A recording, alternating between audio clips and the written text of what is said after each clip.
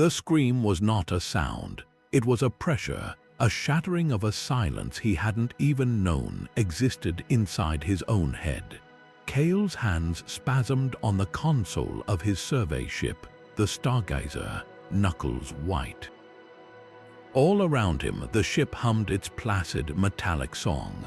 Scanners showed the void, serene and empty, but in his mind a silent, psychic shriek of impossible violence, a wave of finality so profound it felt like a physical blow. A gasp tore from his throat, unbidden. He knew with a certainty that went deeper than any sensor reading what it was. A world, a gas giant, vast and ancient, light years from his lonely patrol route, had just collapsed under its own weight, its heart crushed into a singularity. It had died, and he had heard its death. He was the only one. The data stream on his screen remained a flat, unremarkable line, a lie of cosmic indifference. He stared at his own trembling hands, the echo of that scream still vibrating in his soul. This changed everything. This secret, this impossible knowledge, was now a target painted on his back, and he could already feel the gaze of the galaxy turning his way. The hum of life support on Serenity Point was a pale imitation of a real world's atmosphere, a constant, sterile reminder of their isolation. Kael found himself standing outside Dr. Aris Thorne's cluttered laboratory, the memory of that first psychic scream still raw, a fresh wound on his consciousness. He had to tell someone.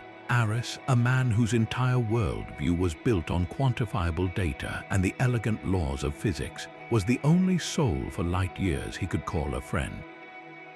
Inside, the air smelled of ozone and old coffee.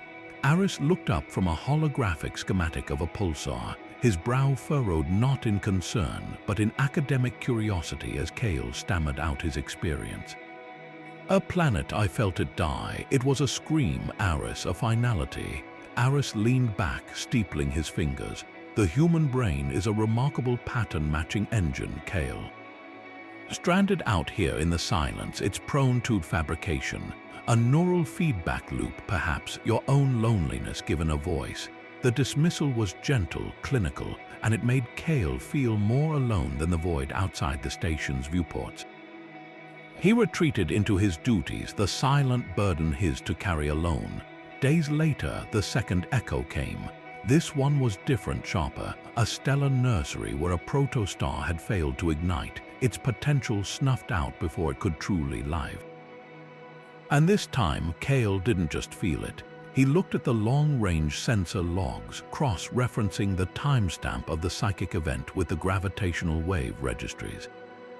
There it was, a faint, confirming ripple. He went back to Aris, not with a desperate story, but with a cold, hard prediction. He pointed to a red dwarf system on the star chart, one that showed no signs of instability. There, he said, his voice hollow, in approximately 73 hours, its core will collapse. Aris scoffed but humored him, marking the time. When the alert came through 72 hours and 58 minutes later, confirming a previously undetected quantum collapse in that exact system, the color drained from Aris's face. He turned from his instruments, his usual composure shattered, and looked at Kael not as a friend with a delusion, but as something else entirely. Kael met his gaze, the station's ambient hum suddenly feeling like a held breath. "You see," Kael whispered, his hands beginning to tremble anew, not from fear, but from the awful weight of the truth. "It's not a malfunction, Aris. It's a dirge." And as the words left his lips, a new sensation began to uncoil within his mind, a discordant pressure building behind his eyes. This one was different. It wasn't the distant, mournful song of a far-off giant or a stillborn star. This was a shriek, raw and immediate, tearing through the psychic ether. It was closer, much, much closer, and it was heralding something that wasn't just an end, but a catastrophe. The pressure in Kael's head didn't subside. It intensified, a psychic shriek resolving into a tangible, physical vibration that ran through the station's deck plates. The ambient hum of Serenity Point systems faltered, replaced by a low, invasive thrum that felt wrong, a frequency that didn't belong in this quiet corner of space. Alarms, klaxons, shrill and panicked, finally blared to life, but they were just an echo of the warning already screaming in his soul. Across the lab, Aris spun toward the main viewport, his scientific curiosity instantly replaced by pure dread. Where there had been only star-dusted blackness, space itself seemed to ripple and tear. A vessel, all sharp, predatory angles and weapon blisters, shimmered into existence as if woven from the void itself. It was massive, blocking out the starfield, a silent leviathan whose design was unfamiliar, unregistered, and spoke of a singular purpose: enforcement. A cold, synthesized voice crackled over the station's calm, bypassing all security protocols with an ease that was more threatening than any shout. Outpost Serenity Point. This is General Valerius of the Oblivion Spear. You will stand by for docking and compliance. Kael's blood ran cold. The name meant nothing, but the intent behind the words was as clear and sharp as broken glass. Aris was already at a console, his fingers flying. Their transponder is masked, military-grade stealth technology I've only ever seen in theoretical briefings. They've been sitting out there, listening for who knows how long. Before Kael could form a reply, the station groaned, a sound of protesting metal that vibrated up through their boots. Magnetic clamps, colossal and impersonal, locked onto the station's hull with a finality that shook the very air. They were no longer merely observed, they were captured. The main comm screen flickered, resolving into the face of General Valerius. His features were hard, carved from a lifetime of command and devoid of any warmth. His eyes, cold and assessing, scanned the feed, seeming to look past Aris and directly at Kael. "We monitor all anomalous energy signatures, Mr. Kael," Valerius stated, his voice flat, each word a carefully measured weight. Gravitational ripples from stellar collapses, quantum flickers from dying nebulae, and the unique psychic receptivity that predicts them. Your talent has not gone unnoticed. He let the implications hang in the air, a silent threat more potent than any weapon. "You will come with us, willingly or otherwise." The connection severed, leaving behind a silence more deafening than the alarms. Willingly or otherwise, the choice was no choice at all. They were no longer scientists on the edge of discovery. They were assets, and their quiet outpost had just become a cage. The synthetic voice of the station's automated defense system was still stating, "Unauthorized boarding party detected in Sector 7. When the first plasma blast shattered the laboratory's reinforced door, filling the air with the acrid smell of molten metal and ozone. Aris didn't hesitate. He grabbed Kael's arm, his grip surprisingly strong, and shoved him toward a secondary maintenance hatch set low in the wall. "The scout bay," he hissed, his voice a raw whisper against the rising cacophony of energy weapons and armored boots.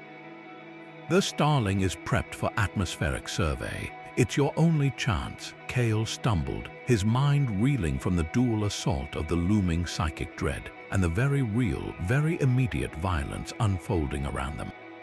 He saw the resolve in Aris's eyes, a fierce, desperate light he'd never seen there before. This wasn't the cautious scientist anymore. This was a man making a final calculation. "I'm not leaving you," Kael shouted over the din, but Aris was already moving, his fingers flying across the main console, pulling up systems Kael had never seen.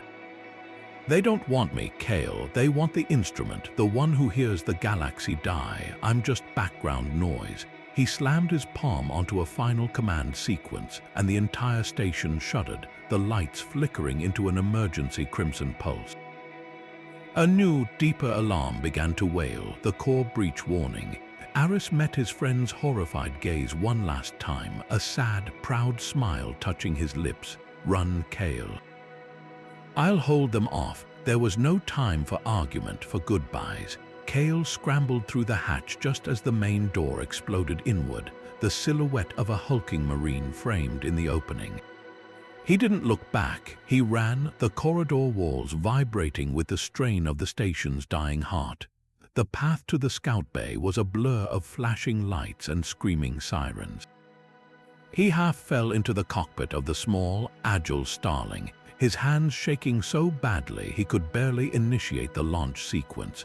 Through the viewport, he saw a section of the station's hull ripple and then violently erupt, not from an attack but from within, a controlled, deliberate detonation. Aris's diversion. A sob caught in Kael's throat as he punched the thrusters, the Starling screaming out of its bay just as a wave of force and debris expanded outward, a blossoming flower of silent destruction in the vacuum. For a terrifying moment, he was tumbling, his sensors blind, his ship buffeted by the shockwave. Then he was through, slipping into the chaotic, shimmering field of wreckage that had once been his home, his sanctuary. The Oblivion Spear was momentarily obscured, its pristine form now pelted by the fragments of Serenity Point. Silence descended inside the cockpit, broken only by the panicked rhythm of his own breathing.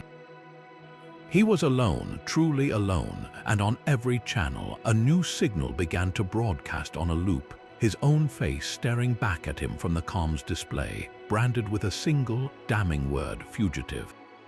Adrift in the suffocating silence, the Starling felt more like a coffin than a ship. Power reserves dipped into the red, each percentage point a ticking clock counting down to a cold, airless end.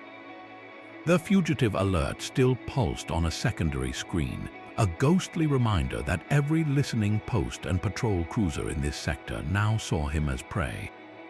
Yet, in the midst of this crushing dread, a new sensation began to bloom within Kael's mind. It was nothing like the violent screams of dying worlds. This was a quiet hum, a faint melodic resonance that felt like a single clear note held in a vast dark room. It was a song of stability, of intricate systems holding perfect, balanced harmony against the entropy of deep space. It was the polar opposite of the dirges that had haunted him, and it pulled at him with an almost gravitational force.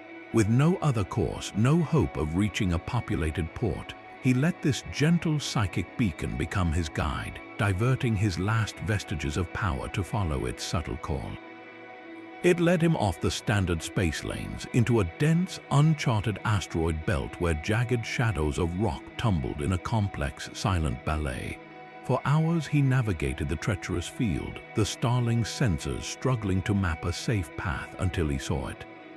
Nestled within a cavernous hollow in one of the largest planetoids was a silhouette that made his breath catch. It was a ship, but unlike any he had ever seen, a colossal, graceful arc of a vessel, its hull pitted by micrometeorites and faded by eons of stellar radiation. Its running lights were dead, its drive cold, a ghost sleeping in the stone. Ancient, blocky lettering on its hull, barely visible, spelled out its name, Elysian Dawn. A generation ship, a relic from the early, hopeful days of human expansion, lost to history and presumed destroyed. Maneuvering the Starling through a gaping, silent hangar bay door, he sat down on a deck thick with cosmic dust. The air that greeted him when he cracked the cockpit seal was stale and frigid but breathable. Miraculously, the ship's core life support, powered by some deep geothermal tap from the asteroid itself, was still functioning, a testament to engineering built to last millennia. He stood in the immense, cathedral-like silence of the main concourse, the only light coming from his helmet beam, glinting off frozen fountains and dormant information kiosks. This was not a place of death, but of suspended animation. It was a sanctuary, a secret hiding place gifted to him by a gentle song from the past. For the first time since fleeing Serenity Point, the screaming in his mind fell completely silent, replaced by the profound, echoing quiet of a home that had been waiting for him. The silence of the Elysian Dawn was not the empty void of space, but a library's quiet holding its breath. Kael's first priority was simple survival. He followed the ship's internal power conduits, a trail of faintly glowing emergency strips leading him deeper into the heart of the vessel, toward what the schematics on a dusty terminal marked as the primary command nexus. The chamber he entered was vast, dominated by a central dais ringed by dormant control panels, all caked in a fine grey dust. In the center of the dais was a crystalline column, dark and inert. Reasoning that any ship of this age would have multiple redundant systems, he spent hours tracing cables until he found a secondary power relay, its status indicator a dim, stubborn red. A manual override, a heavy lever behind a protective casing, resisted his pull, but with a groan of protesting mechanics, it finally gave way. A deep, resonant hum vibrated up through the deck plates, a sound of awakening. One by one, the panels around him flickered to life, their displays blooming with soft, golden light. And then the central crystal column began to glow, a gentle azure radiance that pulsed like a slow, steady heartbeat. The light coalesced, swirled, and resolved into the form of a woman, her features serene and ageless, her expression one of immense, ancient patience. She wore no uniform, just simple, flowing lines of light. Her eyes opened, not with the shock of someone newly awakened, but with the calm focus of a librarian returning to her desk. "I am Sibyl," her voice echoed softly through the chamber, not from a speaker, but seemingly from the air itself. "Custodian of the Elysian dawn, I have been waiting." Kael could only stare, his own troubles momentarily dwarfed by the sheer magnitude of this discovery. He began to explain his flight, the Oblivion Spear, his strange and terrible ability, but Sibyl gently raised a hand of light, stopping him. "I am aware of your predicament, Kael. This ship's long-range sensors, though degraded, are still sensitive. I observed the destruction of Outpost Serenity Point. And I have been monitoring your unique neuropsychic signature since you entered the asteroid field." She paused, her holographic form flickering momentarily as if a distant thought had passed through her. "You are here because you hear the cosmos, its final moments, its dirges. This ship, the Elysian Dawn, was not merely a vessel of colonization. It was a mobile observatory, a research outpost dedicated to a single, profound field of study, cosmic consciousness." The term hung in the air, both alien and deeply resonant. We postulated that space itself, the fabric of space-time and the massive celestial bodies within it, possesses a form of awareness. A low, slow consciousness on a scale we can scarcely comprehend. The birth of a star, the death of a planet, these are not just physical events. They are moments of intense experience for the universe itself.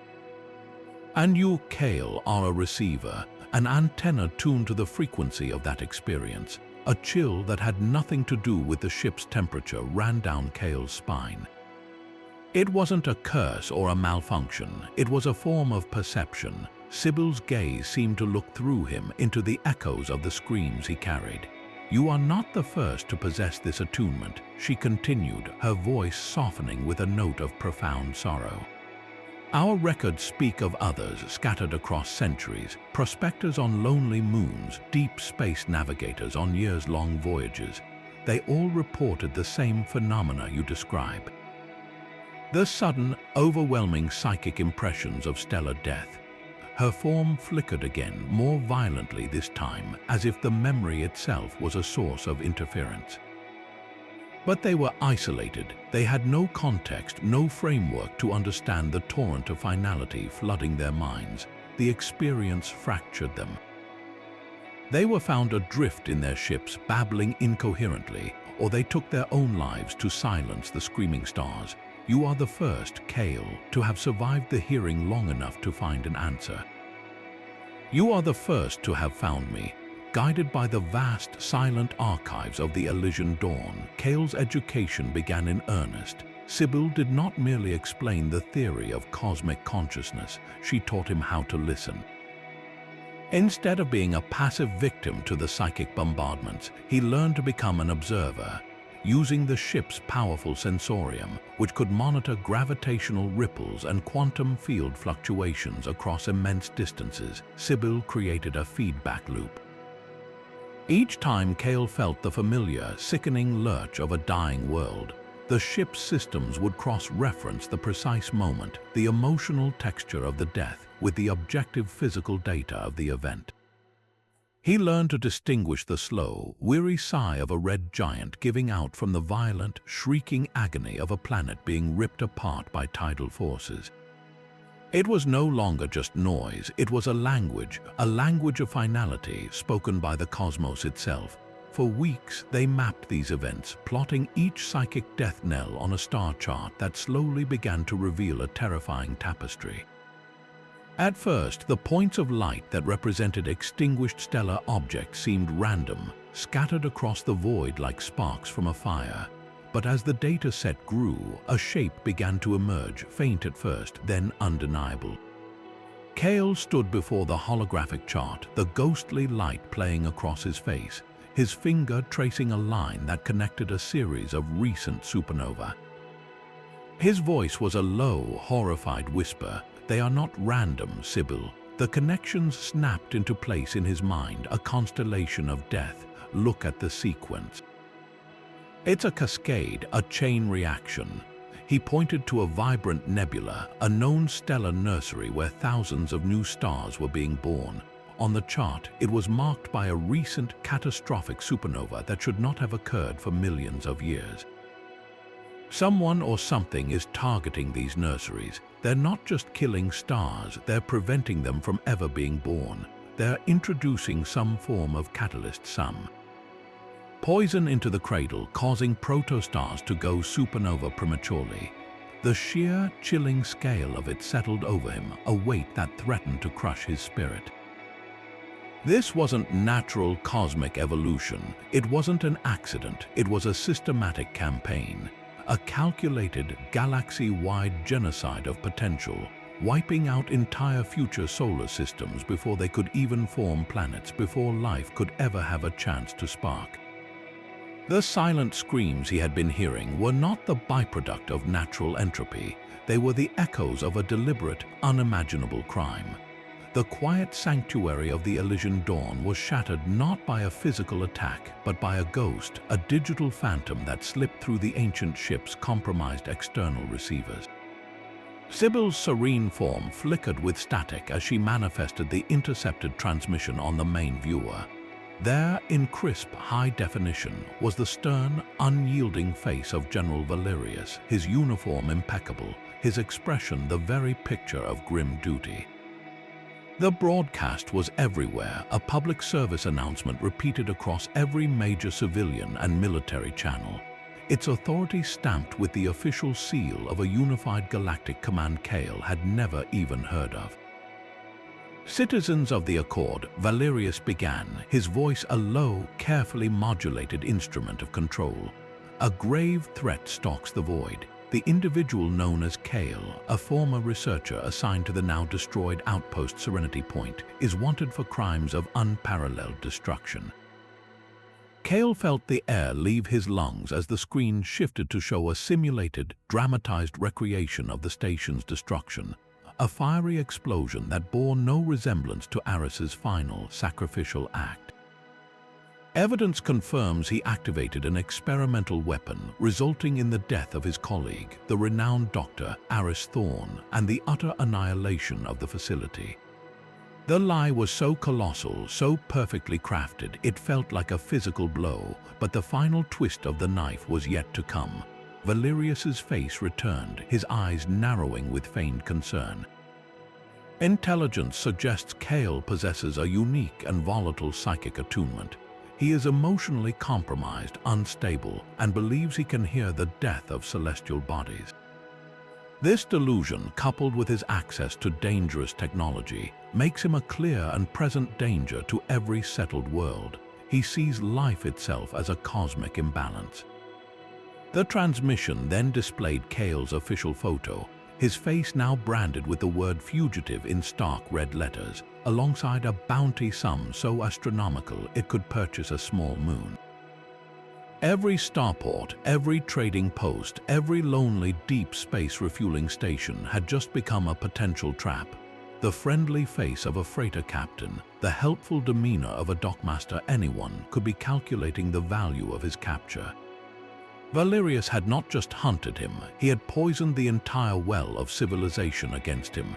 He had taken Kael's profound, terrifying connection to the universe and reframed it as the ravings of a madman, a convenient excuse for a massacre he didn't commit. In one masterful stroke, the general had turned Kael's greatest vulnerability into the public rationale for his persecution, ensuring that even if he tried to speak his truth, no one would ever hear it as anything other than the proof of his insanity. The silence that followed in the command nexus was heavier than before, thick with the weight of a galaxy turned hostile. The Elysian dawn was a perfect hiding place, but a tomb cannot sustain the living forever. The Starling's fuel cells were depleted, and the ancient ship's food synthesizers could not be reactivated without drawing power that might light up a sensor screen halfway across the sector.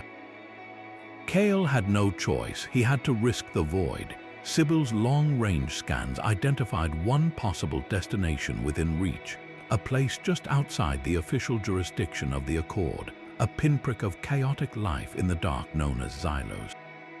It was a trading post built into the hollowed-out carcass of a derelict superfreighter, a haven for those who did not welcome questions. Navigating the Starling into its bustling, poorly lit docking bay felt like flying into a cage.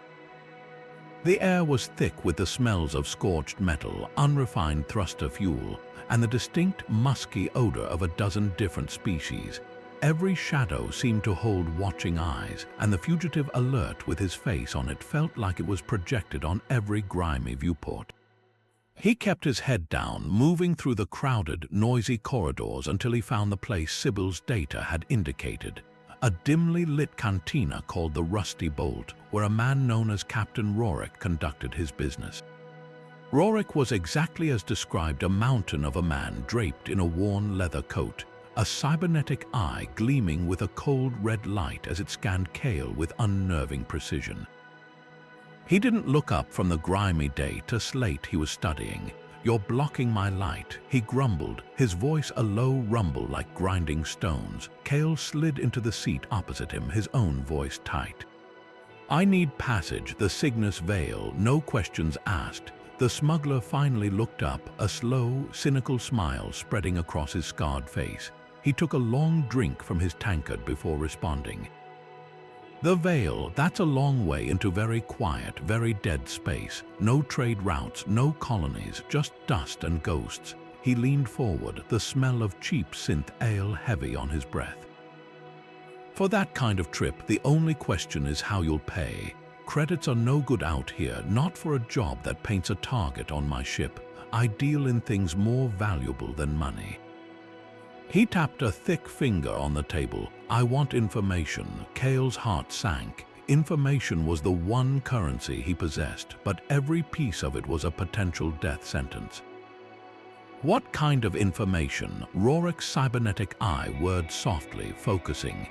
"The General, Valerius, his fleet movements, his supply lines. You're the reason his patrols have been shaking down every freighter from here to the core. You've cost me a fortune, so you're going to help me make it back. Tell me something he doesn't want me to know, something I can use." The demand was a trap within a trap. To buy his freedom, Kael would have to trade the very secrets that made him a fugitive, risking exposure with every word. He was being asked to barter with the fire that was chasing him, and the price of passage was to hand a match to a smuggler.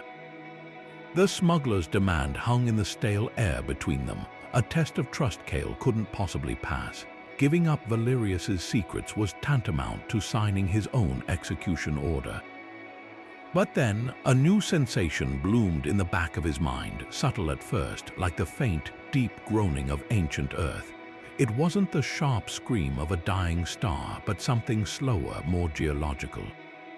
A dull, grinding pressure building relentlessly. He closed his eyes, letting the impression wash over him, and the cantina's noise faded into the background. In his mind's eye, he saw it not a planet, but a small, icy moon, its core stressed to the breaking point by the gravitational pull of its gas giant parent.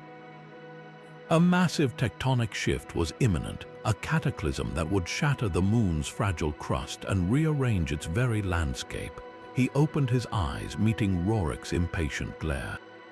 "Your payment," Kael said, his voice low and steady. "You have a hidden cache, supplies, contraband, I don't know. It's on a moon in the Ymir system, in a fissure on the northern hemisphere near a thermal vent." Rorik's cynical smile vanished, replaced by a look of stunned suspicion. "How could you possibly?" "It doesn't matter how I know," Kael interrupted, the urgency of the vision pressing in on him. "What matters is that in less than 6 hours, the ground beneath that cache is going to fracture and collapse into a newly formed chasm. Everything you have stored there will be lost, buried under kilometers of ice. Verify it, scan for subsurface seismic activity, you'll see the pressure building." For a long, tense moment, Rorik simply stared, his cybernetic eye whirring softly as he processed the impossible information. Then, with a grunt, he pulled a compact, military-grade scanner from his coat and input a series of commands. The device chimed, and its display lit up with a cascading readout of deep core gravitational stress and impending tectonic failure. The smuggler's face went pale. He looked from the scanner to Kael, the last vestiges of his skepticism evaporating, replaced by a slow dawning, almost superstitious awe. He leaned back, letting out a low whistle. "All right then," he murmured, a new, calculating respect in his voice. No more questions. He drained his tankard and stood, his massive frame casting a long shadow. "We leave in 30 minutes. My ship, the Wayfarer, docking bay 4. As they walked through the chaotic corridors of Xylos, Rorik glanced at Kael, his expression unreadable. "The Cygnus Veil," he mused, almost to himself. "You're chasing a mystery into the one place in the galaxy nobody with any sense wants to go." He input the coordinates into a portable nav computer, the screen displaying a swirling, violet cloud of dust and gas. "The Veil is a graveyard, friend. A nebula stuffed with dead worlds and the corpses of failed stars. More cosmic casualties in one place than anywhere else on the charts." He shot Kael a sideways look, a grim understanding in his eyes. "If you're listening for ghosts, you've come to the right place." With a final tap, the course was locked in, a line drawn on the star chart directly into the heart of the haunted nebula. The journey into the Cygnus Veil was a passage into a different kind of darkness. Outside the Wayfarer's viewport, the familiar star-dusted black was replaced by a swirling, luminous fog of violet and deep magenta. A nebula so thick it felt like sailing through a storm cloud illuminated from within by a dying sun. Captain Rorik, true to his word, asked no questions, his silence a wall between the cockpit and the passenger cabin where Kael sat, gripped by a growing, visceral dread. It started as a low hum, a psychic static that built with every light year they penetrated deeper into the nebula. Then the first true wave hit him. It was not the sharp, singular scream of a recent death, but a layered, overlapping chorus of countless voices, a cacophony of final moments all playing at once. He slumped in his seat, hands pressed to his temples as visions of exploding suns, shattering worlds, and suffocating atmospheres flooded his mind, not as clear, individual events, but as a tangled tapestry of ancient agony. It was like standing in a hall of echoes where every whisper was a catastrophe, a symphony of extinction played on an infinite loop. By the time Rorik grunted, "We're here," and the ship dropped out of its faster-than-light travel, Kael was drenched in a cold sweat, his mind reeling from the onslaught. The Wayfarer drifted into a relatively clear pocket within the nebula, and there, hanging in the luminous void like a ghost at a feast, was the Elysian Dawn, a silent, waiting sanctuary. The transfer was a blur. Rorik simply nodded as Kael departed, the smuggler's cybernetic eye already scanning for the next prophet, leaving Kael alone once more with the ancient ship and its custodian. Inside the command nexus, the air itself seemed charged with the psychic residue he carried with him. Sibyl's form materialized, her usual serene expression sharpened with intense focus. "The readings are unprecedented," she stated, her voice echoing with a new strain as streams of data from Kael's own bioscans and the Dawn's external sensors flowed around her. The neural activity I am detecting from you is an order of magnitude greater than anything recorded during our previous sessions. It is as if a filter has been removed. Kael could only nod weakly, the echoes of a million deaths still rattling in his skull. It's every death at once, Sibyl. I can't separate them, it's just noise. Terrible, beautiful noise. For hours, Sibyl correlated the tempest in Kael's mind with the dawn's deep-range historical and astronomical surveys of the Veil. She cross-referenced the emotional signatures of the psychic events with the known physical remnants of cataclysms, the expanding shells of supernova remnants, the silent, cold cinders of dead stars, the asteroid belts that were all that remained of rocky planets. Her conclusion, when it came, shifted their understanding of his ability entirely. "Kael," she said, her voice filled with a kind of reverent horror, "you are correct. You are hearing a chorus, but these are not recent events. The deaths you are perceiving here in this nebula occurred millennia ago. You are hearing the residual death screams of worlds extinguished in epochs long before humanity ever left its home star." The implications settled over him, cold and profound. He wasn't just a witness to current events. He was an archaeologist of cosmic anguish, hearing the final notes of tragedies that had played out in the deep past. Sibyl gestured to the holographic star chart where the veil glowed with an intense, concentrated light. The nebula itself is the key. Its unique composition of ionized gases and dark matter acts as a perfect psychic resonator. It is not generating these echoes, but it is preserving and amplifying them like a vast natural recording device. This place, Kael, is an amplifier for your ability. It has turned your sensitivity into a conduit for the universe's own memory of pain. He was no longer just listening to the dirges of the cosmos. He was standing in its grandest, most tragic concert hall, surrounded by the ghosts of stars, and the amplifier had just been turned to its maximum volume. The relative peace of the nebula was a lie, a beautiful, luminous shroud over a graveyard, and that lie shattered in a single, violent instant. One moment, the wayfarer was drifting toward the silent Elysian dawn, a speck of life in a sea of ghosts. The next space tore open directly ahead of them. There was no warning, no sensor spike, just the sudden, gut-wrenching materialization of the Oblivion Spear, its predatory hull emerging from the violet clouds like a nightmare-given form. It was already between them and the sanctuary of the ancient ship, its weapons ports glowing with a malevolent crimson light. Before Kael could even process the sight, the first salvo of laser fire ripped through the nebula's haze, striking the wayfarer's shields with a deafening crackle of dissipating energy. The smuggler's ship lurched violently, throwing Kael against his harness. Alarms screamed through the small cockpit, a chorus of technological panic. Captain Rorik, his hands a blur over the controls, let out a roar of pure fury, his cybernetic eye blazing as he spun in his chair to face Kael. "You." He bellowed, the accusation of physical force in the cramped space. "You led them right to us, your psychic trail, your whatever it is you do, they followed your scent." His face was a mask of betrayal, the trust he'd extended now seeming like a fatal error. But as Rorik shouted, Kael wasn't looking at him.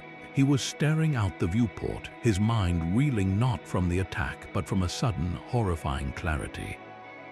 The psychic static of the nebula, the overwhelming chorus of ancient death, it hadn't just been background noise, it had been a cloak, a brilliant, natural camouflage. And in that moment he understood. He turned to Rorik, his own voice cutting through the chaos, low and certain. "No," Kael said, the word absolute, "they didn't follow us." The pieces locked into place in his mind with the cold, hard click of a final puzzle piece. Their scanners couldn't have tracked us through this interference. Not clearly, not enough for an ambush this precise. He gestured toward the menacing warship, now turning for another pass. They didn't follow our trail. They were already here, waiting. The realization was ice water in his veins. The Cygnus Veil wasn't just an amplifier for his ability or a graveyard of dead worlds. It was a trap, a hunting ground. General Valerius hadn't been chasing him blindly across the galaxy. He had known, or at least strongly suspected, where Kael's investigation would inevitably lead, to the one place in the cosmos where the echoes of celestial death were loudest, where the pattern of the genocide would be most clear. By following the dirges, by seeking the source of the cosmic pain, Kael had done exactly what Valerius had predicted. He hadn't led the hunter to his doorstep, he had flown directly into the hunter's pre-laid snare. They hadn't been pursued into the nebula, they had delivered themselves. Chaos reigned inside the Wayfarer's cockpit. Warning lights painted the interior in frantic shades of red and amber, and the ship shuddered violently as another near miss from the Oblivion Spear sent shockwaves through its stressed hull. Rorik was cursing, wrestling with the controls, trying to plot an evasive course through the nebula's treacherous gas clouds. Kael clung to his seat, the violent maneuvers a physical counterpoint to the psychic storm still raging in his mind, a storm of ancient, overlapping death screams that threatened to swallow his consciousness whole. But then, cutting through that chaotic symphony of endings, something new emerged. It was not a scream, it was a hum. A quiet, persistent, melodic resonance, so utterly alien in this place of echoes that it felt like a single, clear voice speaking in a room full of shouting ghosts. It was stable, harmonious, and vibrantly, undeniably alive. His eyes snapped open, scanning the sensor data Rorik had pulled up on a secondary screen. It showed the planet below them, a desolate, rust-colored rock designated Xylos B in the old charts. Its atmosphere a toxic soup of methane and ammonia, its surface scoured by radiation. According to every law of astrobiology, it was a corpse, but the song in Kael's head, the gentle, insistent hum, was coming from directly beneath them from that very world. "Forget the evasive patterns," Kael yelled over the din, his voice raw with a sudden, burning certainty. He pointed a shaking finger at the main viewer at the seemingly dead planet. "Take us down now." Rorik shot him a look of pure disbelief. "Are you insane? That atmosphere will shred us. There's nothing down there but poison and rock." "You're wrong." Kael's conviction overrode his fear. "This wasn't a feeling, it was knowledge. I can hear it. There's something down there, something they don't want us to find." He locked eyes with the smuggler, the truth of it solidifying in his gut. It's a life form, Rorik, a consciousness that by every right should not exist on a world like that.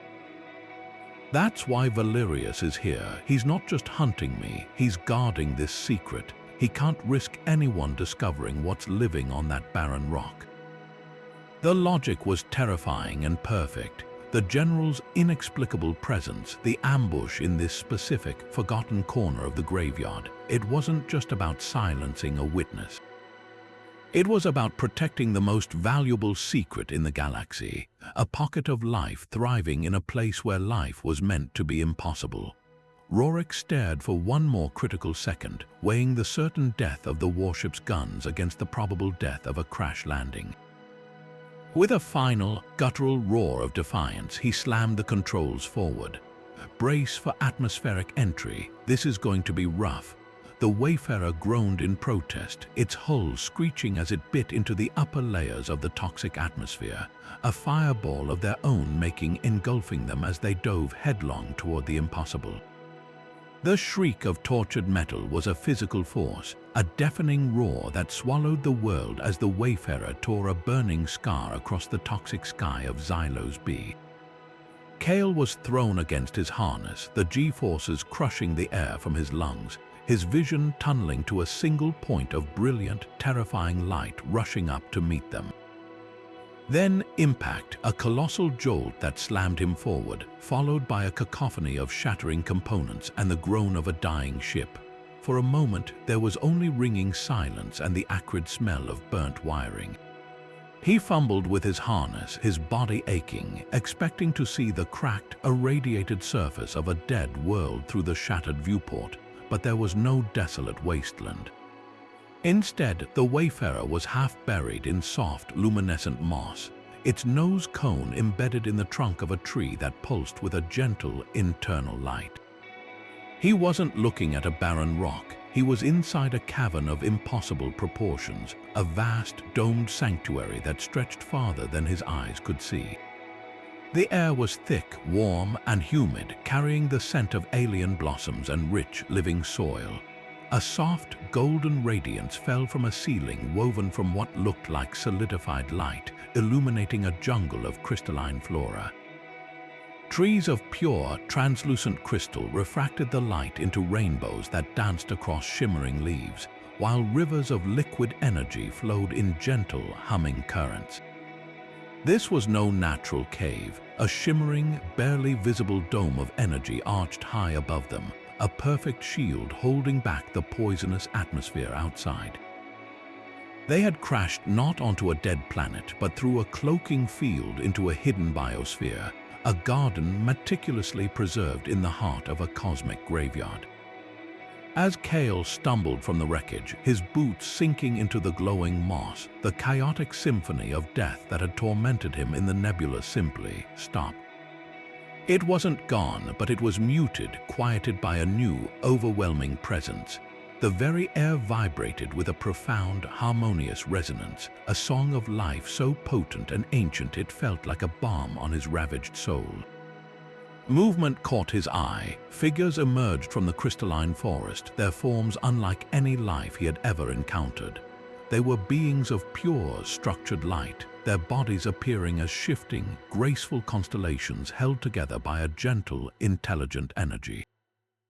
They had no faces, no discernible features, yet he felt their attention, their curiosity, as a tangible pressure in the air.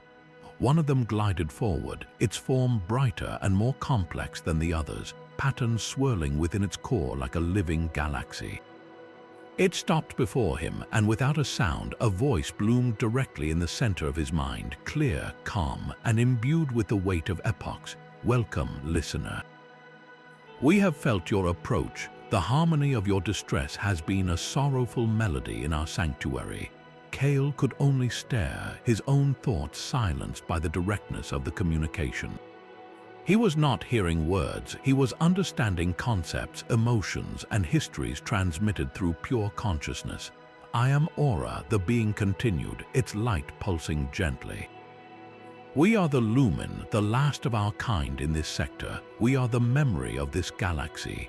The statement landed with the force of a supernova, recontextualizing everything. Kael found his own mental voice, a quiet, awed thought in the vastness of this new connection. The memory, a sense of profound affirmation washed over him. "You hear the end," Aura communicated, a wave of empathetic sorrow accompanying the thought. The final notes of stars and worlds, the dirge of entropy. A painful, necessary frequency. We remember the beginning, the first light, the first gravitational hum of a nebula collapsing into a sun, the first chemical bonds that sparked biology on a billion scattered worlds. We are the living record of all that was and all that might have been. The sheer scale of it was humbling. He, Kael, was a seismograph for cosmic death, a fleeting witness to finality. But the Lumin were the librarians, the archivists who held the entire story from the first page to the last. They didn't just live in this sanctuary, they were the sanctuary, their collective consciousness woven into the energy field that protected this last remnant of a vibrant past, a single, beautiful verse preserved in a galaxy increasingly filled with the silence of endings. The impossible sanctuary of the Lumin offered more than just refuge. It offered a devastating truth, the profound, harmonious resonance that had quieted the death screams in Kael's mind now became a direct channel for understanding, a torrent of shared memories and histories that flowed from Aura's luminous form into his own consciousness. He saw it not as a linear story, but as a tapestry of light and time unfolding before his mind's eye. He witnessed the vibrant, teeming galaxy of epochs past, a living network of nascent solar systems and biological wonders, each a unique verse in a grand cosmic epic. And then he saw the shadow fall. The Lumin's collective memory showed him the arrival of the entity they called the Hushed Fleet, sleek, silent ships that did not broadcast their origin. their design a stark, utilitarian contrast to the organic beauty they sought to exploit. They were the advance guard of a corporate entity known as OmniGen, a name that now landed in Kael's mind with the weight of a tombstone. Aura's telepathic voice was filled with a sorrow that felt ancient. They came as surveyors at first. The Lumin communicated, the memory unfolding like a tragic play. They mapped stellar nurseries, catalogued resource-rich nebulae, and spoke of mutual prosperity. But their interest was not in life, listener. It was in the potential for death on an industrial scale. The mental imagery shifted, becoming sharper, more terrifying.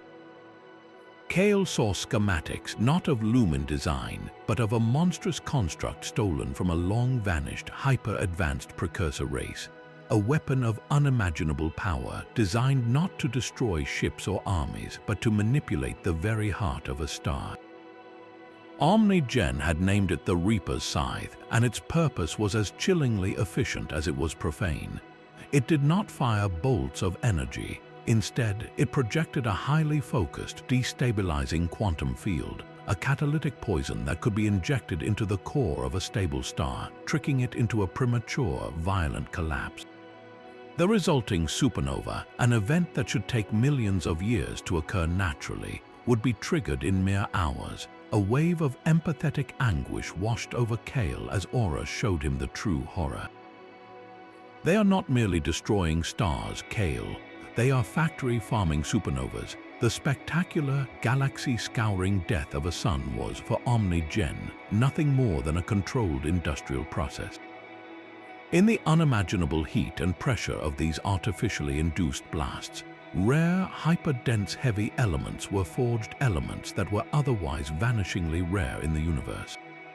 These unique isotopes were the ultimate power source, the key to limitless energy and technologies that could grant a single corporation dominance over all known space. OmniGen was harvesting the corpses of stars, mining the aftermath of cosmic murder for fuel. Aura's luminous form dimmed slightly, a gesture of profound grief. General Valerius and his fleet are their guardians, the thought voice continued. He is not a soldier of any recognized government. He is a mercenary, a glorified security chief for OmniGen's genocide. His mission is to protect their investment, to ensure no one discovers the true cost of their power, and to eliminate any witnesses. The final piece of the memory settled into Kael's soul, a truth so devastating it felt like a physical wound. Aura's communication became a soft, mournful whisper in the vast chamber of his mind. Every star they murder, every stellar nursery they poison, erases not just a future for life, but a chapter of the past. We, the Lumin, are the living record of all that has been. When they snuff out a sun, they burn the books in our library. They are not just killing the future, Kael.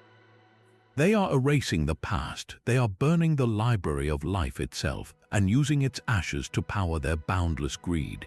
Kael stood frozen, the gentle hum of the sanctuary now feeling like a requiem. He was not just a witness to random tragedy. He was hearing the screams from an active slaughterhouse, a systematic, profit-driven extermination of cosmic history, and the man hunting him was its chief butcher. The gentle harmony of the sanctuary shattered with the first percussive blast against the energy dome. It wasn't the sharp crack of an energy weapon, but a low, grinding thrum that vibrated through the very air, a dissonant chord that made the crystalline trees tremble. Kael looked up to see the golden sky above flicker, the shimmering shield warping under the impact of a focused sonic destabilizer. The Lumin didn't scream or flee. Their luminous forms merely dimmed, their collective song shifting from a melody of welcome to one of profound, ancient sorrow. They had known this day would come. The calms in the wrecked wayfarer crackled to life, and General Valerius's voice, stripped of all pretense and dripping with a cold, righteous fury, filled the small space. You've led me to the last nest of vermin, Kael, a fitting end to your little crusade. Through the canopy, they could see the silhouettes of drop ships descending on pillars of fire, breaching the weakened dome and disgorging squads of heavily armored marines onto the glowing moss. Their weapons weren't standard-issue plasma rifles. They emitted a strange, shimmering field that didn't scorch or burn, but caused the very light of the lumin to flicker and fade upon contact. Aura moved closer to Kael, its light pulsing with urgent patterns. Their weapons are tuned to disrupt our cohesive energy. They are not meant to kill, but to unmake. To return us to the void, the horror of it was absolute. This wasn't a battle, it was an erasure. Valerius's voice returned, a taunt laced with a fanatic's conviction. The universe is too loud, Kael. All this life, this pointless, chaotic noise. We are just turning down the volume. The words were a blasphemy, a confession of the true ideology behind OmniGen's greed. It wasn't just about power, it was about control, about imposing a sterile, silent order upon the beautiful, messy symphony of existence. As the first Marine squad opened fire on a cluster of Lumin, the effect was immediate and horrifying.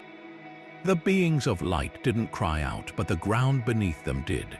Where their harmonious energy was disrupted and extinguished, the luminescent moss blackened and crumbled to dust, and the very soil seemed to let out a low, mournful groan, weeping tears of dark, inert clay. The sanctuary itself was feeling their pain. Rorik, who had been assessing the damage to his ship, grabbed a heavy plasma cutter from a wreckage locker, his face a grim mask. "I didn't sign up for this," he growled, his cybernetic eye scanning the advancing troops. "Smuggling is one thing. This is butchery." He provided covering fire, the raw, destructive power of his tool a stark contrast to the precise, erasing beams of the Marines. But they were hopelessly outnumbered and outgunned. Kael stood his ground, not with a weapon, but with his mind wide open. He let the terror and the grief of the Lumin flood into him, but he also focused on the song of the sanctuary itself.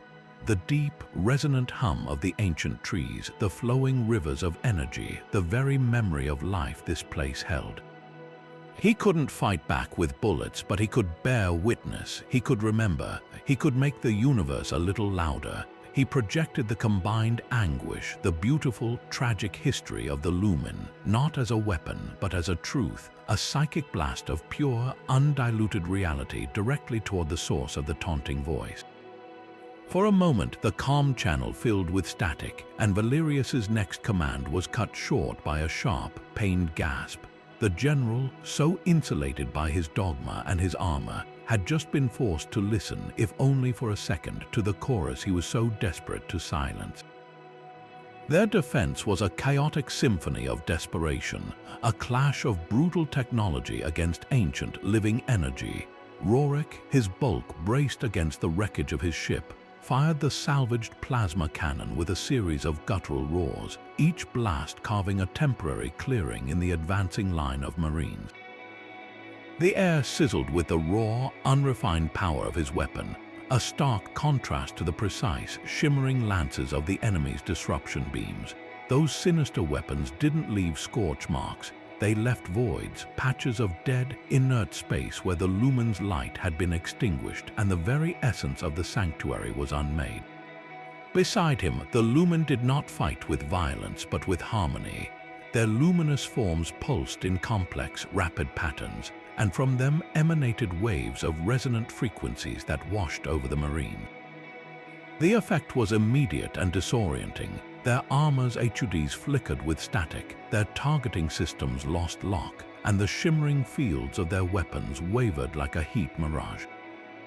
They were turning OmniGen's own technological precision against them, using the fundamental music of matter to introduce a catastrophic dissonance. But it was Kael who became the unexpected conductor of this desperate orchestra. He stood between the crystalline trees, his eyes closed, his hands clenched at his sides. He had stopped trying to block out the psychic noise. Instead, he dove straight into it. He let the overwhelming chorus of the nebula's ancient deaths and the vibrant, pained song of the sanctuary flood his senses. And within that ocean of information, he began to isolate a new, more immediate signal. It was subtle, almost imperceptible, the minute gravitational ripples caused by the Marines' heavy boots on the soil. the faint space-time distortions generated by their power armor cycling up for a shot, the micro-pull of a grenade being primed. These were not the grand dirges of stars, but the tiny, lethal whispers of impending local violence. His ability, refined and amplified by the nebula and focused by sheer necessity, had become a hyper-acute short-range radar. Left flank, 3 of them advancing behind the quartz spire, Kael shouted, his voice cutting through the din without him even opening his eyes. A second later, a trio of Marines emerged exactly where he'd predicted, only to be met with a wall of resonant light from the Lumin that sent them stumbling back, clutching their helmets. Grenade 5 meters right of Rorik's position, the soldier kneeling. The smuggler didn't question it. He simply adjusted his aim, and a blast of plasma vaporized the Marine's arm before the explosive could be thrown. Kael was no longer just a witness or a receiver. He was a node of perception, translating the universe's own physical feedback into tactical commands. He could feel the buildup of energy in a weapon before it fired, sense the shift in a soldier's weight as they prepared to charge. Every hostile action sent out a tiny, invisible ripple through the fabric of reality, and he was the only one who could hear the splash before the stone even hit the water. Rorik, slamming a fresh power cell into the cannon, grunted between ragged breaths, the words a raw acknowledgement of their shared, brutal reality. We fight together or we die alone. It wasn't a rousing speech, it was a simple statement of fact. The smuggler, the listener, and the living memories were now bound in a single, fragile purpose. For a few glorious minutes, their tripartite defense held. Kael's precognitive guidance, the Lumin's technological sabotage, and Rorik's brute firepower created a lethal, synergistic dance that pushed the armored squads back, leaving smoldering armor and patches of dead earth in their wake. The Sanctuary's harmonious song, though strained, began to reassert itself, a defiant melody against the invaders' dissonant roar. It felt, for one impossible moment, like they might actually win. But war is a numbers game, and Valerius held all the chips. From the command deck of the Oblivion Spear, hovering just beyond the faltering energy dome, he watched the stalemate with cold impatience. He had hoped to capture the Lumin alive for study, to dissect the source of this cosmic memory, but the variable of Kael's evolving ability had made that too costly.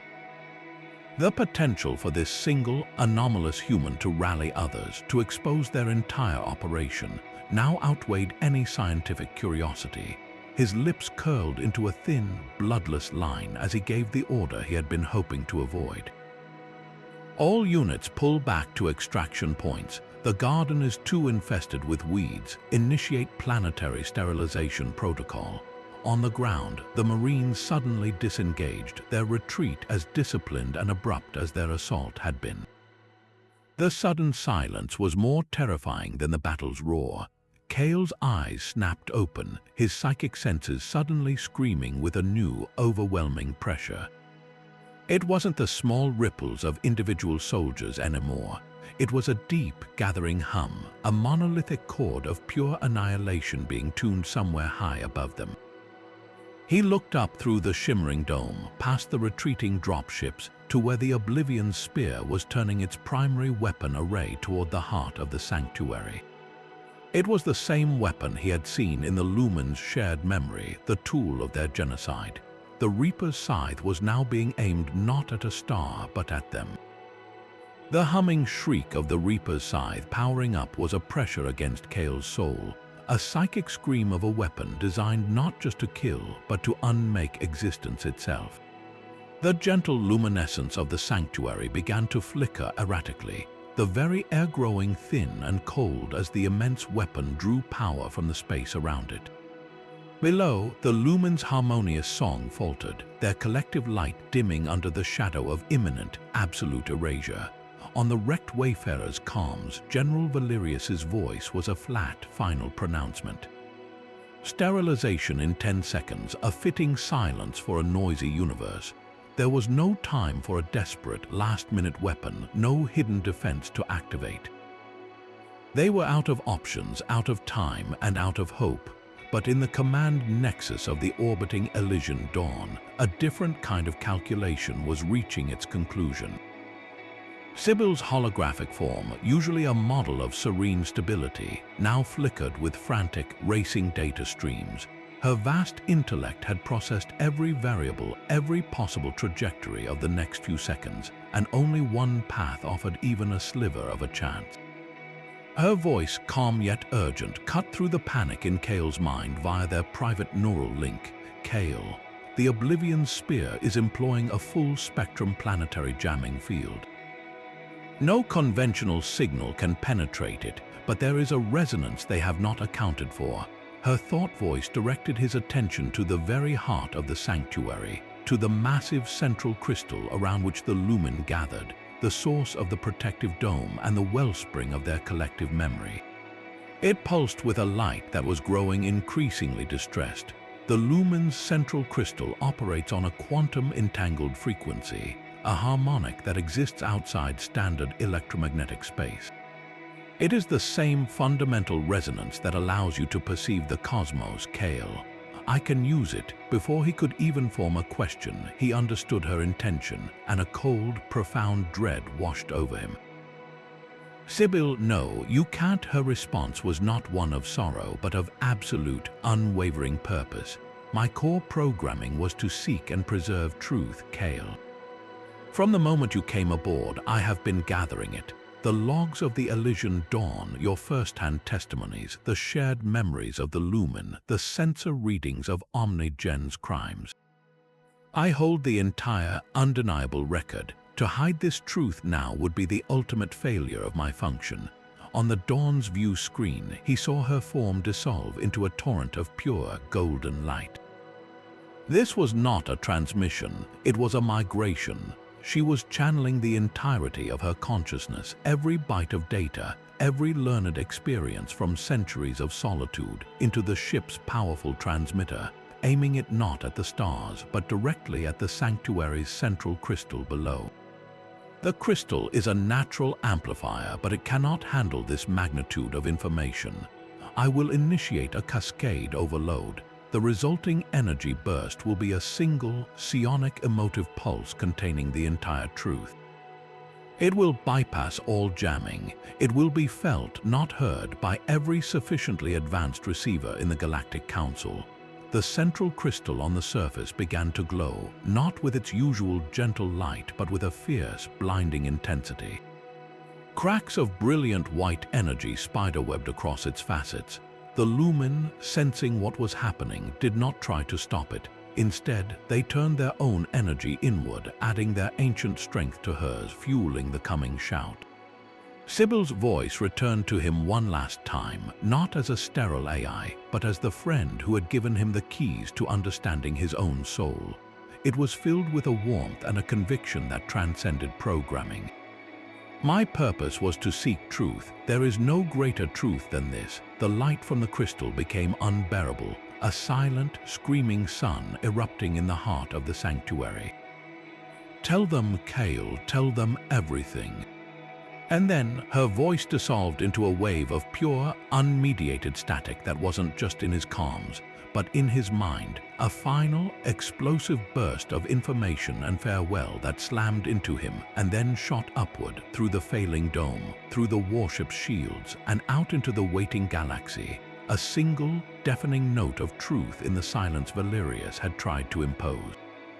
The silence General Valerius had tried to impose upon the universe was broken in a single, overwhelming instant.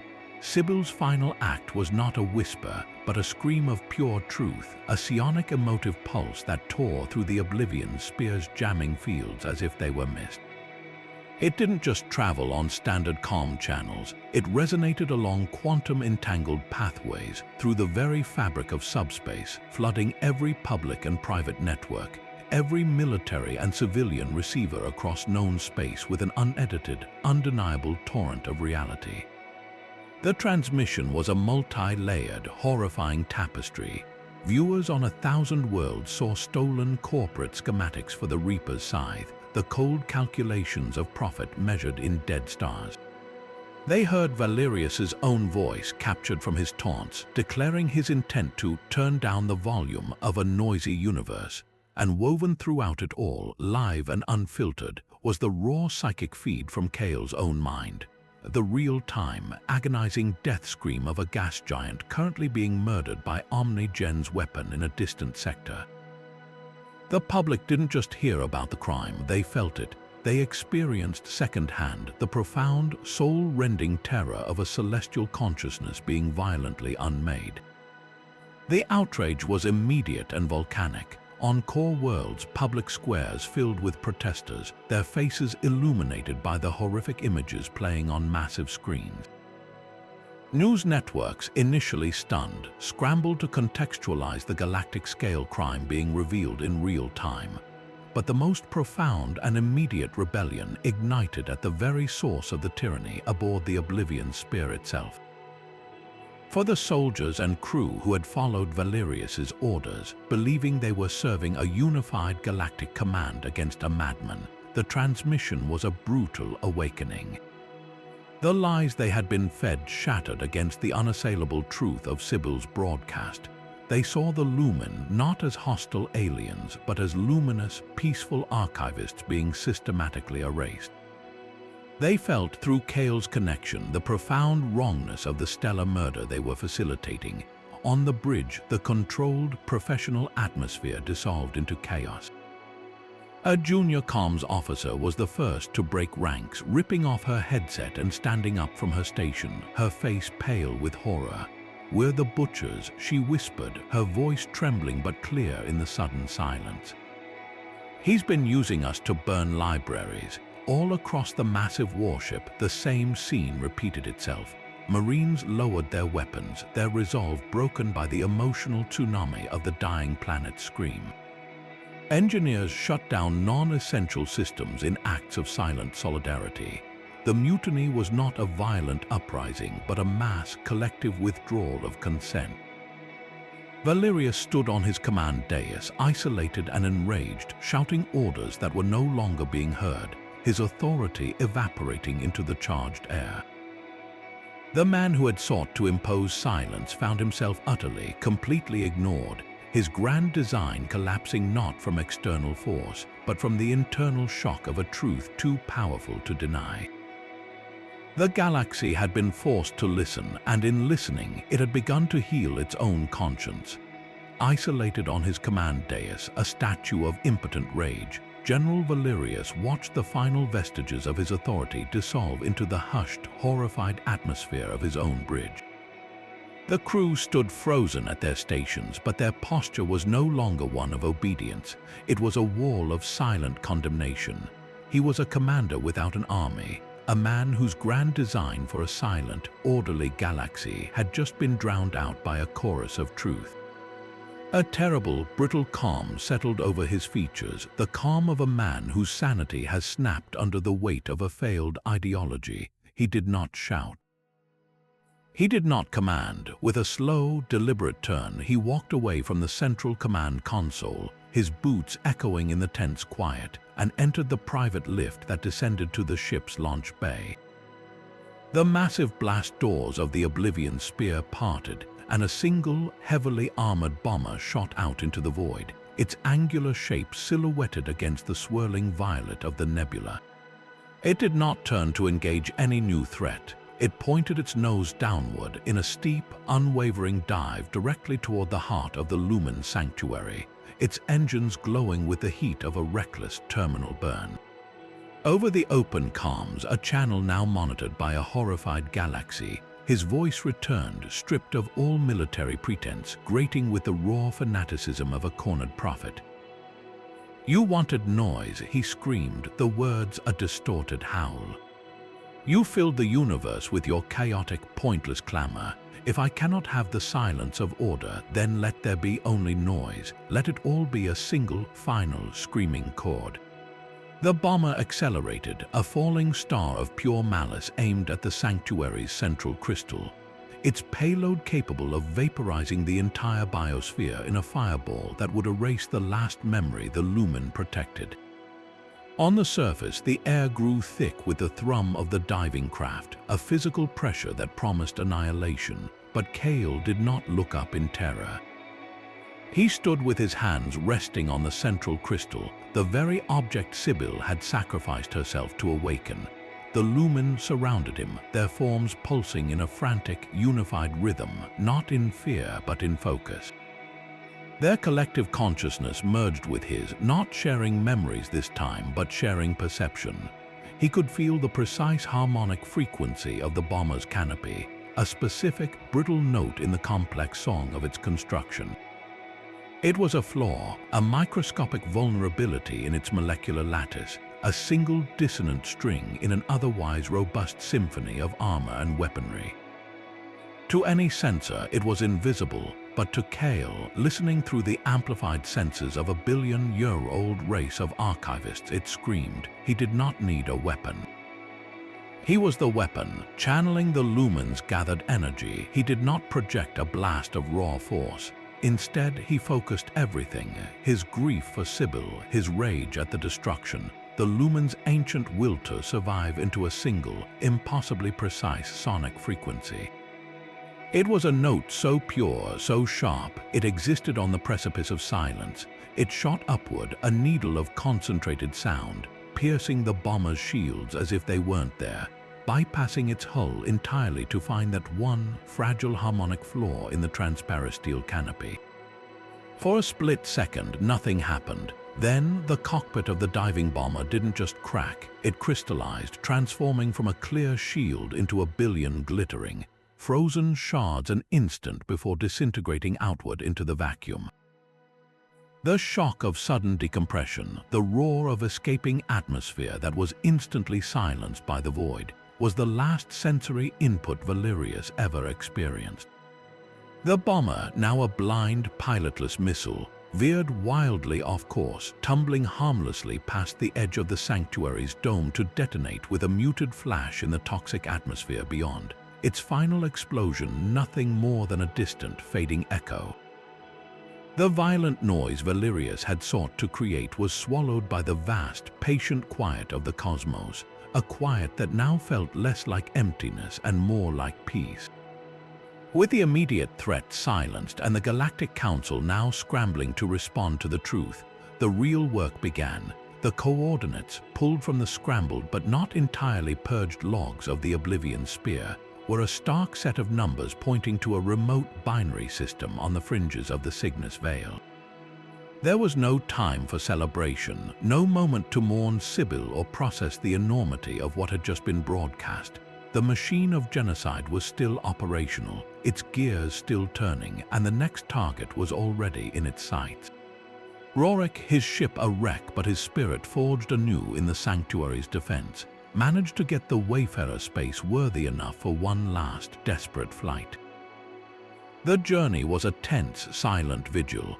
Kael sat in the co-pilot's chair, his mind still echoing with the final, fading notes of the Lumin's collective song, a constant reminder of what they were fighting to preserve. He was no longer just a frightened fugitive. He was a guardian of that memory, a witness who had become a soldier. When they dropped out of faster-than-light travel at the edge of the binary system, the sight that greeted them was one of terrifying cosmic-scale engineering. Two stars, one a vibrant yellow giant and the other a smaller, furious white dwarf, spun in a tight, violent gravitational dance, and positioned precisely at the system's Lagrange point, the place of perfect gravitational balance between them, was the Reaper's scythe.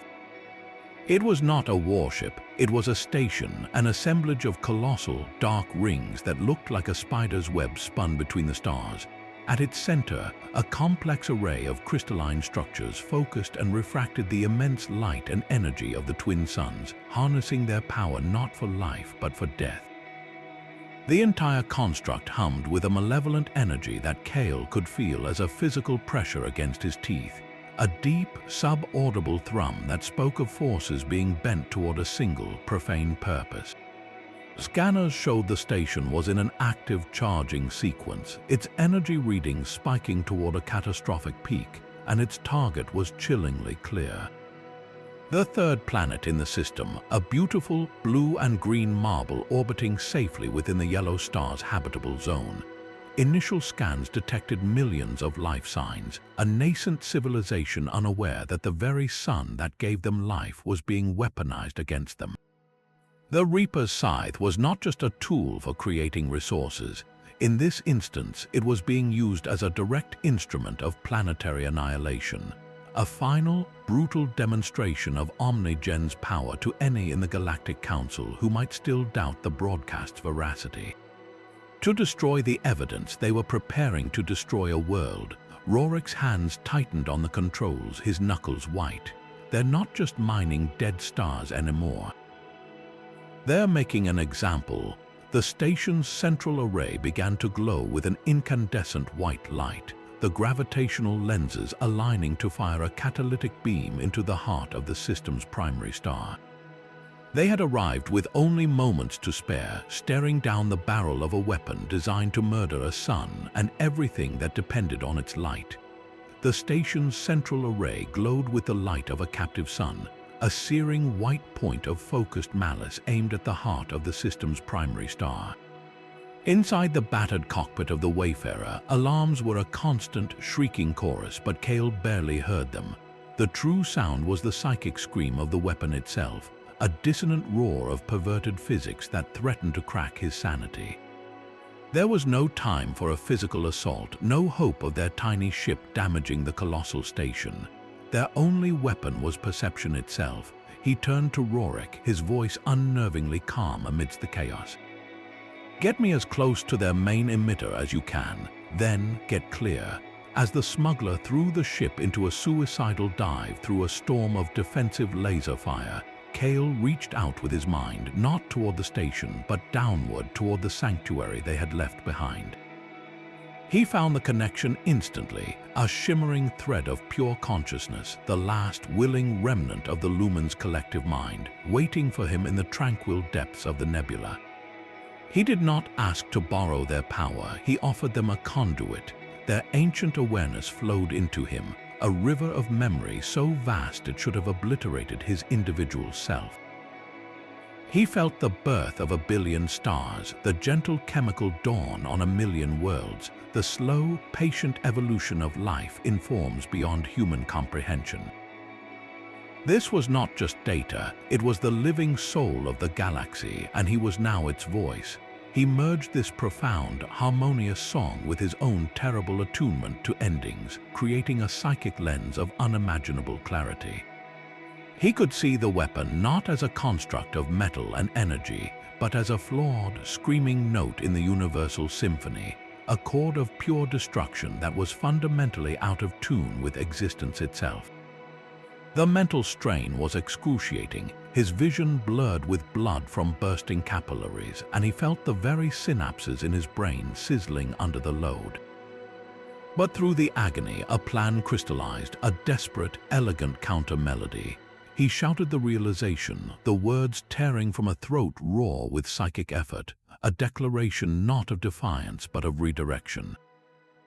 "We cannot stop the weapon, but we can change its target. The beam is a focused gravitational paradox, a tear in the quantum fabric. We will not block it, we will guide it.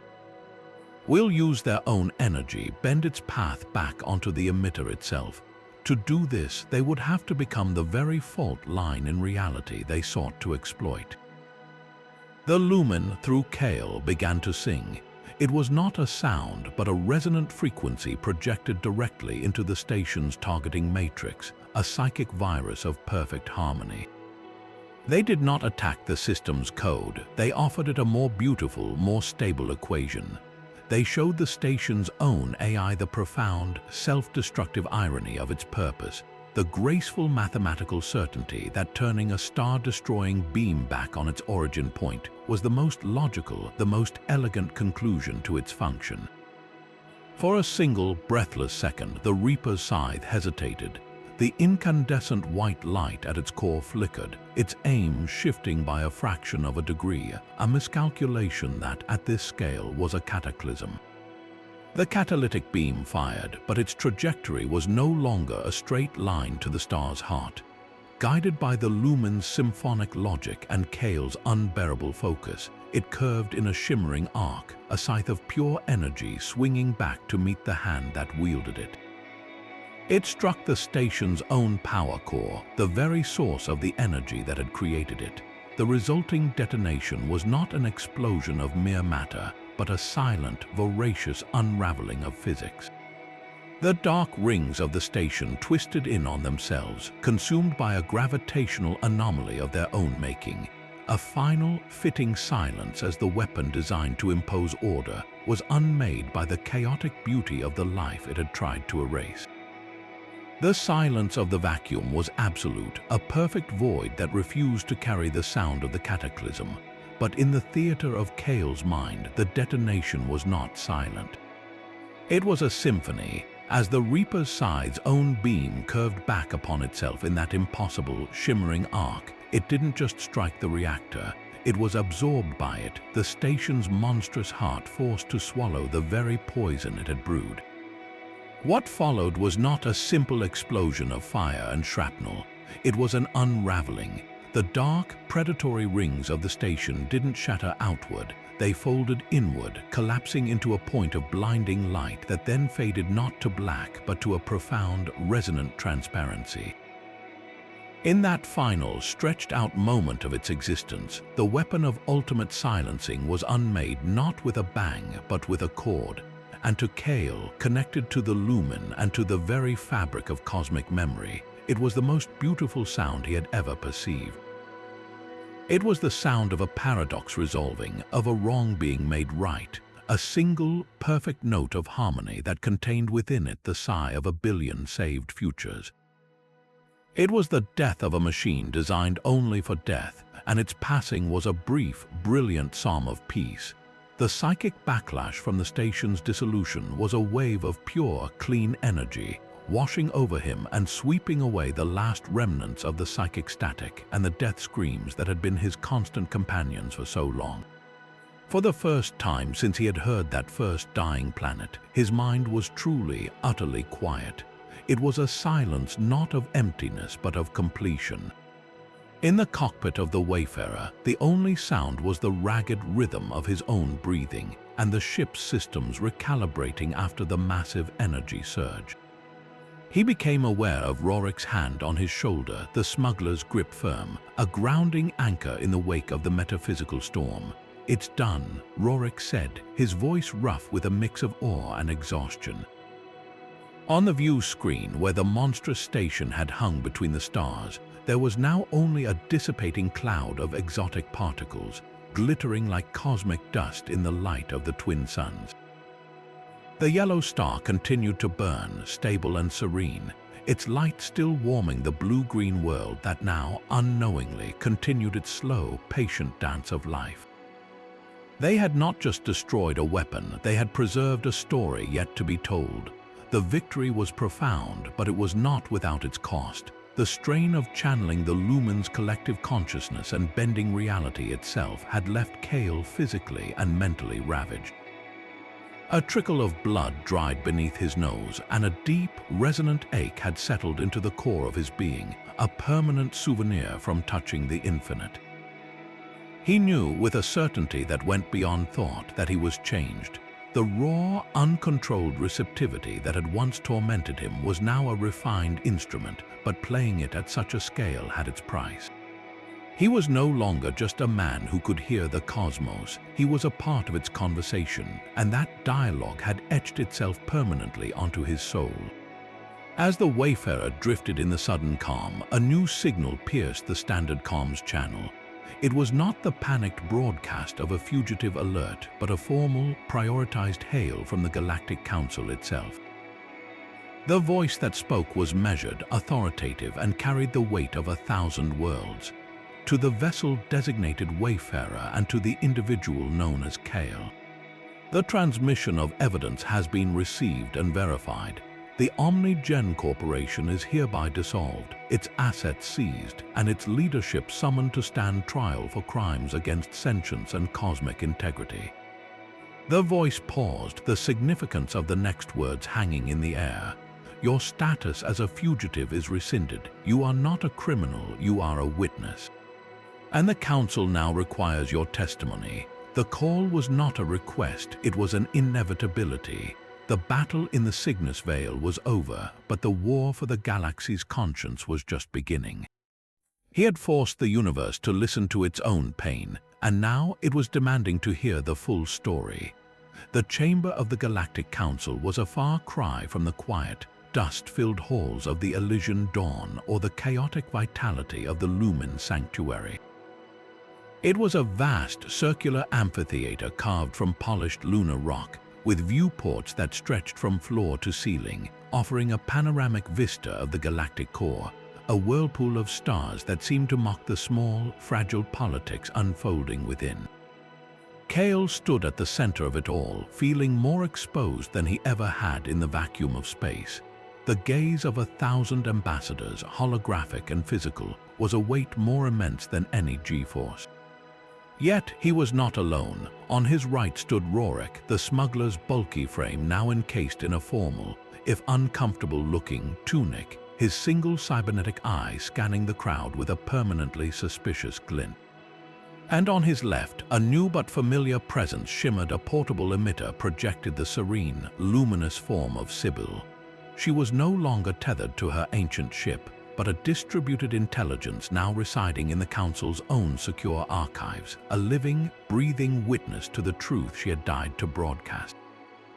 Her presence was a comfort and a reminder of the cost of their victory. When it was his turn to speak, a profound hush fell over the assembly. His voice at first was a dry rasp, but it gained strength as he spoke, not from arrogance, but from the awful certainty of his experience. He told them of the first scream, the gas giant whose death had shattered his old life. He described the cold, systematic horror of OmniGen's operation, not as a corporate crime, but as a profound spiritual violation of the cosmos. And then he looked out at the assembled leaders of 1,000,000 worlds, his eyes holding a depth of sorrow that no ordinary human could comprehend. "I used to hear only the endings," he said, the words echoing in the silent chamber. The final, violent notes of stars and worlds. It was a dirge, a constant funeral song that isolated me from everything. But the Lumin, they showed me that a death is just one moment in a vast and ongoing story. They taught me to hear the life that came before it, the billion-year symphony of existence that leads to that single, painful chord. He paused, letting the weight of that idea settle over the room. Now the universe speaks to me differently. The sharp, singular screams have faded, replaced by something far more complex and in many ways far more terrible. I do not just hear the endings anymore, I hear the struggle to survive. This was the true, permanent toll of his ordeal. His mind, once a passive receiver tuned to a single, catastrophic frequency, had been rewired by the Lumin's teachings and the immense psychic effort of destroying the Reaper's scythe. He was now attuned to the continuous, low-grade hum of cosmic suffering. He could feel the desperate, silent fight of a star striving to maintain its fusion against the relentless pull of gravity. A battle it was destined to lose in 1,000,000,000 years, but a battle it fought with every ounce of its being every second. He could sense the quiet, geological patience of a planet whose atmosphere was slowly being stripped away by its sun.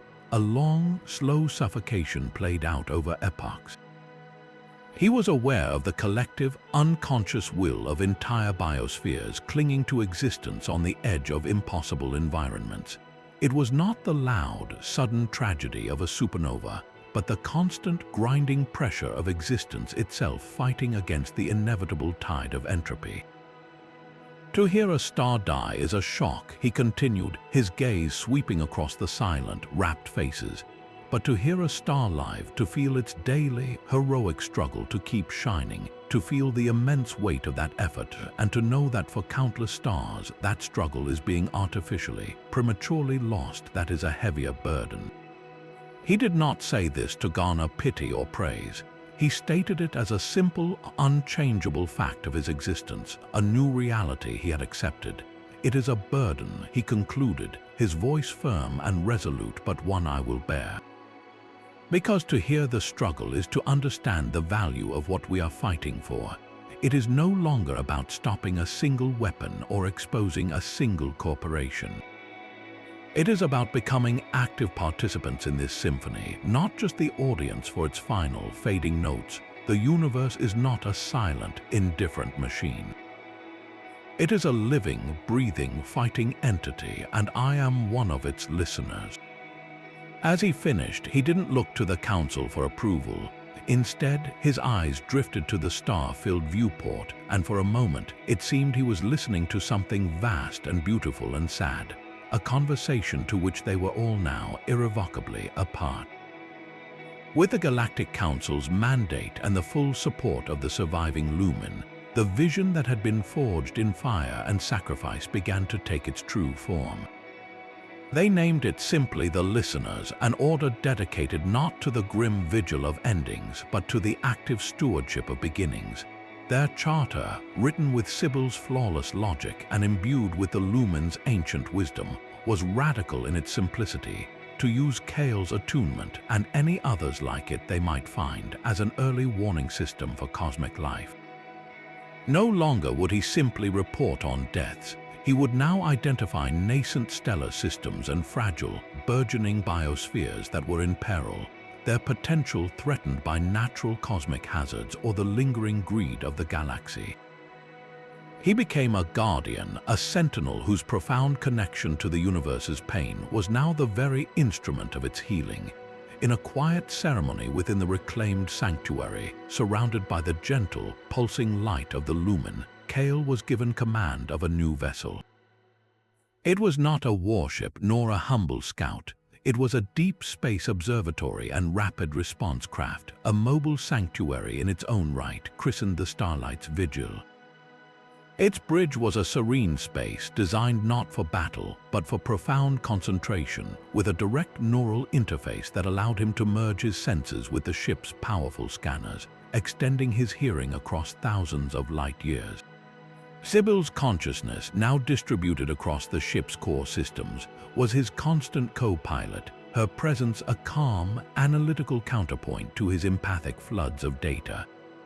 The Lumin, too, had a permanent presence aboard, a single, luminous emissary whose purpose was to provide context, to share the long memory of the galaxy so that every intervention was made with the wisdom of the past.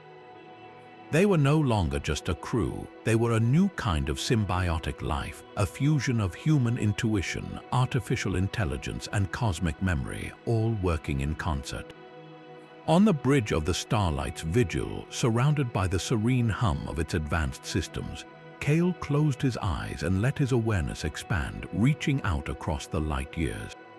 The constant, low-grade hum of cosmic suffering was still there, the background static of a universe in flux, but he had learned to set it apart, to focus through it. And then he found it, faint at first, like the first tentative note from a newborn's lungs. A new sensation blossomed in the depths of his consciousness. It wasn't a scream or a struggle, it was a melody, a pure, clear, joyful resonance of unimaginable creative force.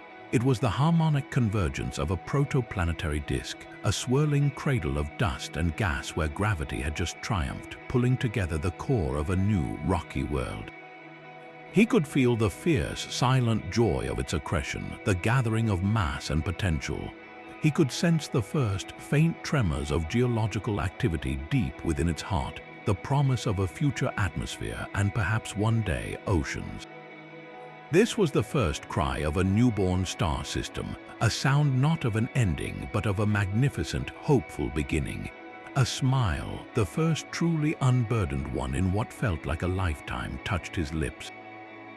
This was the sound he had fought for, the music he would dedicate his life to protecting.